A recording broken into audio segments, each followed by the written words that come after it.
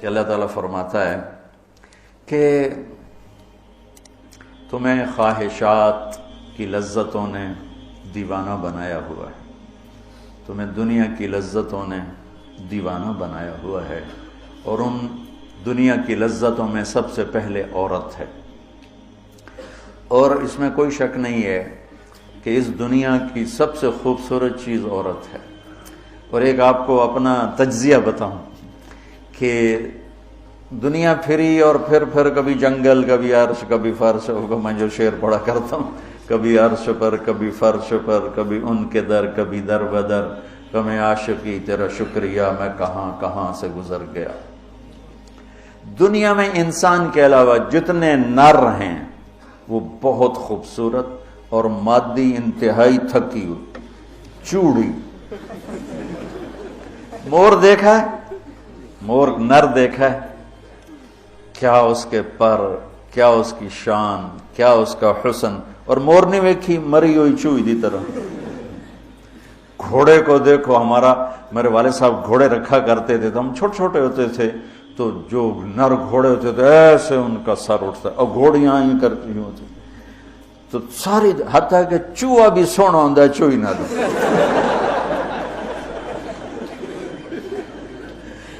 نر کبوتر دیکھو، مادہ کبوتر دیکھو، نر شیر دیکھو، شیر نہیں دیکھو، کھوتا بھی سونا ہے، کھوتی نہ دو۔ یہ میرا ایک تجزیہ ہے کہ انسان کے سوا جتنی مخلوق جاندار، اس میں نر خوبصورت ہے، مادہ اس کے مقابلے میں بالکل ماٹھی۔ اور انسانوں میں اس کے برعکس ہے، اس میں مادہ خوبصورت ہے، نر اس کے مقابلے میں نوکر ہی لگتا ہے بیچارہ۔ اللہ نے عورت کو حسین بنایا ہے، مرد سے زیادہ حسین اللہ نے عورت کو بنایا ہے۔ اور جنت کی بھی سب سے بڑی نعمت اللہ کی رضا اور نبیوں کا پڑوس اور اللہ کا دیدار، جو ایک روحانی نعمتیں ہیں۔ اس کے بعد جو جنت کی سب سے بڑی نعمت ہے وہ جنت کی نیک عورت ہے، جنت کی حور ہے۔ اسی سے بابا آدم علیہ السلام جو جنت میں اداس پھرتے تھے، جب ماں جی آئے تو ٹھر پائے آدم علیہ السلام، خوش ہو گئے، واہ واہ جوڑی بن گئے، جوٹی دار آ گیا۔ اور یہ بات تو آپ سب کو معلوم ہے کہ اللہ نے یوسف علیہ السلام کو سب سے حسین بنایا، لیکن یہ بات کم معلوم ہے کہ عورتوں میں سب سے حسین اللہ نے حوا کو بنایا۔ ایسے حوا، آج تک کوئی عورت ایسی خوبصورت نہیں پیدا کی گئی جیسی اللہ تعالیٰ نے حضرت حوا کو پیدا کی۔ تو انسانی لذتوں میں سب سے بڑی لذت، سب سے بڑی خواہش وہ اللہ نے عورت، نیک عورت دنیا کی سب سے بڑی نعمت ہے۔ الدنیا کلھا متاع وخیر متاعھا المرأۃ الصالحہ، دنیا چند روزہ ساز و سامان ہے، اور اس میں سب سے اعلیٰ درجے کا ساز و سامان نیک عورت ہے۔ نیک عورت جس سے زندگی کی رونق ہے، جس سے زندگی میں حسن ہے، جس سے زندگی میں جمال ہے۔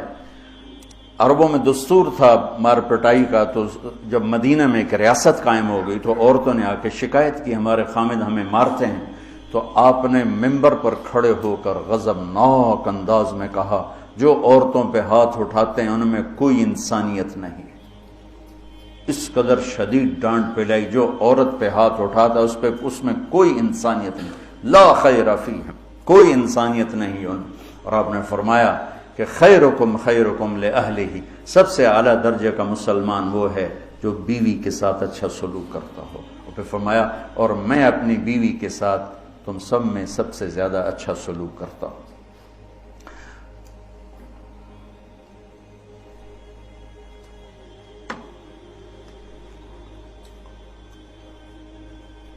آپ نے 9 گھر آباد کیے جب آپ دنیا سے گئے، 9 بیویاں تھیں، اور کسی گھر میں روٹی نہیں کھانے کو، دودھ نہیں پینے کو، دوا نہیں لینے کو، اور بیویاں قربان ہو رہی ہیں، صدقے واری جا رہی ہیں۔ کس بات پر؟ آپ کے اخلاق، آپ کا حسن سلوک، آپ کا اظہار محبت، آپ کی رواداری، آپ کا انصاف، آپ کی دلداری۔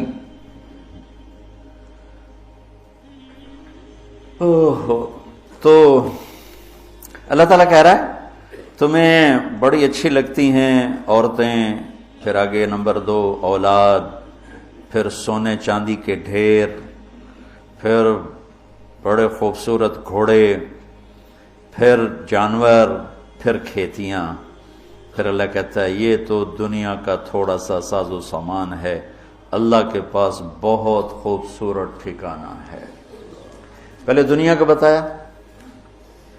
ابھی ہم بیٹھے تھے، تمہارے استاد کہنے لگے ذہب سونے کو کہتے ہیں، اور ذہب ہے چلے جانا، یعنی یہ وہ چیز ہے جو چلی جاتی ہے، اور فضہ بھی ہے، ان فضہ سے ہے بھاگ جانا، بھگدڑ مچ جانا. تو سونے چاندی کے اندر ہی بھاگ جانے کا مطلب پڑا ہوا ہے، تو کون کس کے ساتھ یہ وفا کرے گا؟ لیکن انسان کی کمزوری اللہ نے بتائی کہ تمہیں عشق ہے، تمہیں تمہاری خواہش ہے میری بیوی ایسی ہو، میرے بچے ایسے ہوں، میرے پاس سونے چاندی کے ڈھیر ہوں، اور میرے پاس سواریاں ہوں، گھوڑے ہوں، میرے پاس لینڈ کروزر ہو، میرے پاس مرسڈیز ہو، میرے بڑے کھیت ہوں، بڑا زمیندارہ ہو، بڑا میرا ڈیرا ہو. یہ سارے تمہارے اندر کے خیالات ہیں جو اندر جنم لیتے رہتے ہیں، لیکن لو بھی لوگے تو کب تک لوگے؟ شیر شاہ سوری نے جب دلی کو فتح کیا، بہت اچھا بادشاہ تھا، بہت اچھا بادشاہ. تو وہ کہنے لگا ہائے افسوس، میرے سر پہ حکومت کا سورج اس وقت چمکا ہے جب میری اپنی زندگی کا سورج غروب ہونے والا ہے. 60 سال کی عمر میں اس نے فتح کیا دہلی کو، اور 66 سال کی عمر میں فوت ہو. تو یہ ساری چیزیں کسی کو مل جائیں، پیدائشی طور پر مل جائیں، وقت کتنا ہے؟ 60 70. زیادہ بوڑھا ہو جائے تو اولاد ہی تنگ پہ جائیں. مولانا صاحب دعا کرو ابا جی نو خیر ہو جاوے، یعنی ہوں ٹر جاوے، ماں جی تیرا مت ہو جاوے. لیکن اب اولاد سے خود سنا ہے یہ دعا کرو ماں جی سوکھے ہو جاؤ، مطلب مر کے مگرو لے جاوے. اولاد موت کی دعائیں مانگتی. تو اب اللہ اس کے تقابل میں لاتا ہے، قل اُنَبِّئُكُم بِخَيْرٍ مِّن ذَلِكُمْ. انبیو کا مطلب ہوتا ہے بار بار بتانا.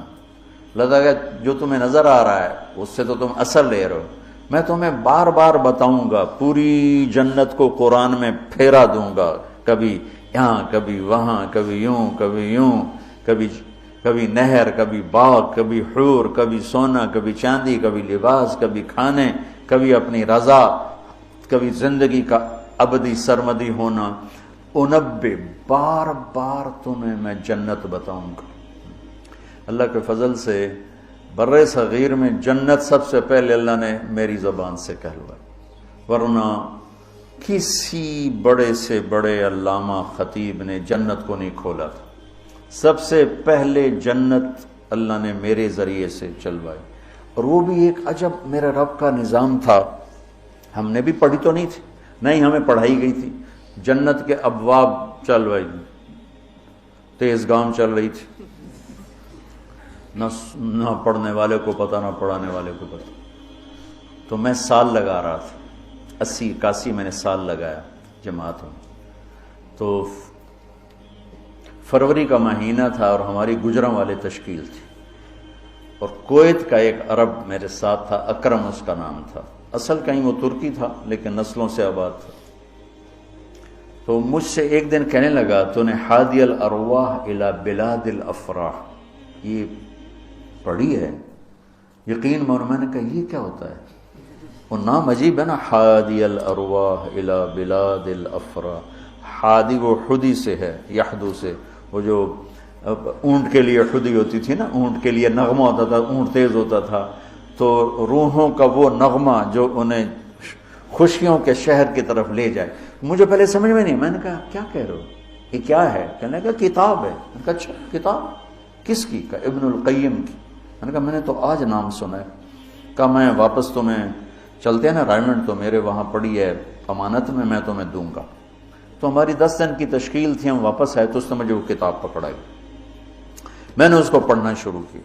سب سے پہلے میرے رونگٹے کھڑے ہوئے کہ یا اللہ اتنا بڑا تیرا مہمان خانہ، اور ہمیں سوائے لفظ جنت کے علاوہ معلوم ہی نہیں کہ وہ کیا دولت ہے، کیا خزانہ. تو کس طرح ہم دنیا سے بے رغبت ہوں گے، کیسے غلط عورتوں کے پھندوں سے بچیں گے، کیسے دنیا کی چمک دمک سے ہم بچیں گے جب تک ہمارے سامنے جنت کی رونق نہ ہو، جنت ایک نوجوان کہنے لگا اللہ حوروں کا لالچ کیوں دیتا ہے؟ میں نے کہا زنا کو روکنے کے لیے کہ لوگ شادی کر کے بھی زنا نہیں چھوڑتے ہیں۔ تو اللہ تعالیٰ نے کہا پاک دامن ہو جا، میں نے تیرے لیے جنت کی خوبصورت لڑکیاں تیار کر کے رکھی ہیں، وَزَوَّجْنَاهُمْ بِحُورٍ عِينٍ، اور ہم خود تمہارا نکاح کریں گے جنت کے حوروں کے ساتھ۔ اللہ نکاح پڑھے گا، سبحان اللہ۔ تو میں سال میں تو چل ہی رہا تھا، اور میرے اس وقت ہوئے تھے ستمبر، اکتوبر، نومبر، دسمبر، جنوری، 5 مہینے گزرے تھے، اور باقی 7 مہینے پڑے تھے۔ سب سے پہلے سال میں نے لگایا تبلیغ میں، پہلے 7 چلے ہوتے تھے، میں نے جنت کو شروع کیا، پڑھتا اور بولتا، جماعتوں میں تو پھر رہے تھے، ادھر پڑھنا ادھر بولنا، ادھر پڑھنا ادھر، وہ سارا ایک دم میری ہوا جو شہرت کی ایسے ہوا کی طرح میرا نام پھیل گیا کہ کبھی کسی نے جنت سنی نہیں تھی۔ وہ کہا ہم نے تو 70 سال عمر ہے، کوئی کہ 80 سال عمر ہے، کوئی کہ میری 50 سال عمر ہے، میری 60 سال عمر ہے، میں نے زندگی میں کبھی جنت کو نہیں سنا، میں نے پہلی دفعہ آپ سے جنت کو سنا۔ تو وہ جو میں پہلے مشہور ہوا لوگوں میں، وہ جنت کی وجہ سے کہ جنت کو میں نے بیان کرنا شروع کیا۔ سارا 1000 آیات ہیں جنت اور جہنم پر، اور کوئی بیان ہی نہیں کرتا۔ کون ہم مرنا چاہتا ہے؟ کون غربت چاہتا ہے؟ کون بیماریاں چاہتا ہے؟ کون دکھ چاہتا ہے؟ ہر ایک چاہتا ہے کہ ایک آئیڈیل لائف ہو، آئیڈیل گھر ہو، ایک خوبصورت زندگی ہو۔ تو اللہ نے کہا میں نے چھپا کے رکھی ہے، اب تھوڑے دن میری مان لو، پھر تم آ جاؤ، پھر دیکھو میں تمہیں کیسے دیتا ہوں۔ تو قل انبئکم بخیر من ذالکم، میں تمہیں یہ یہاں کی عورت، یہاں کی اولاد، یہاں کا سونا چاندی، یہاں کے گھوڑے، یہاں کی سواریاں، یہاں کی لینڈ کروزریں، یہاں کے جانور، یہاں کی زمینیں جائیدادیں تو تم دیکھ رہے ہو، تمہیں ایک اور جہان بتاؤں؟ ایک اور جہان بتاؤں؟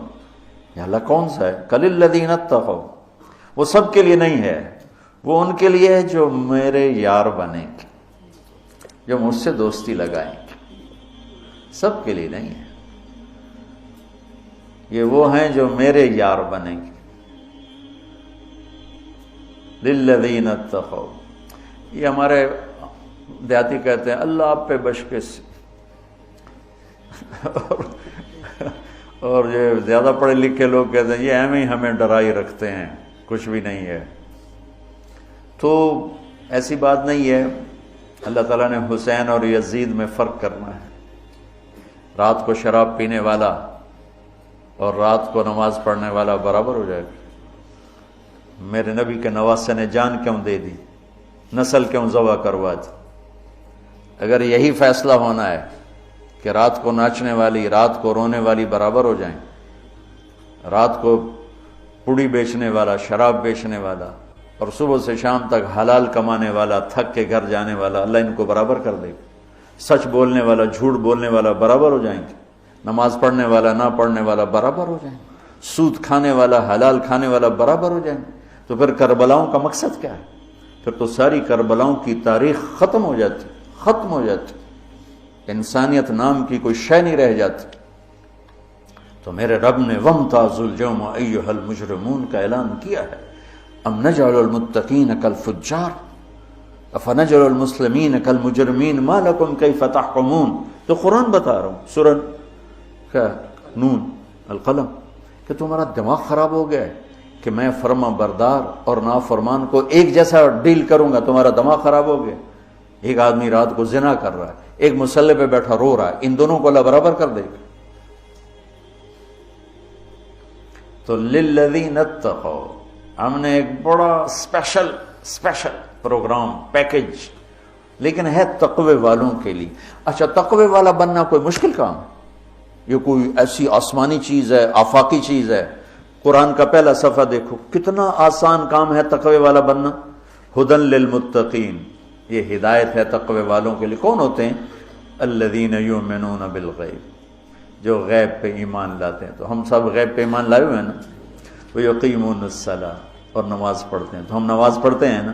ومما رزقناہم ینفقون، جو ہم نے دیا ہے اس میں سے خرچ کرتے ہیں۔ تو کوئی خرچ کرتے تو ہوگے نا، مولوی ہوتا تو بخیل ہے، تو چلو کوئی تھوڑا بہت تو خرچ کرتے ہوگے نا۔ والذین یؤمنون بما انزل الیک، جو قرآن پہ ایمان لائے، وما انزل من قبلک، جو تورات زبور انجیل پہ ایمان لائے۔ بتاؤ اس میں سے کون سی سے مشکل ہے؟ ایمان لانے میں پھر ساری شرطیں آ جائیں گی نا۔ یہ کہا جا سکتا ہے یہ کیسا تقوی ہے، روزے کا ذکر ہی نہیں، زکوٰۃ کا ذکر ہی نہیں، حج کا ذکر ہی نہیں۔ تو والذین یؤمنون بما انزل الیک، جو قرآن پہ ایمان لائے تو زکوٰۃ بھی دینی پڑے گی، حج بھی کرنا پڑے گا، سچ بھی بولنا پڑے گا، جھوٹ بھی چھوڑنا ہوگا، حرام بھی چھوڑنا ہوگا، وہ تو سارا اس میں آ گیا۔ تو للذین اتقوا، تقوی والا کوئی آفاقی ہو تسی تو جو بڑے تقوی والے ہو، ارے بھائی ہر مسلمان بڑی آسانی سے تقوی والا بن سکتا ہے، چند تو چیزیں ہیں، کر لو تو تقوی آ جائے گا۔ چلو ٹائم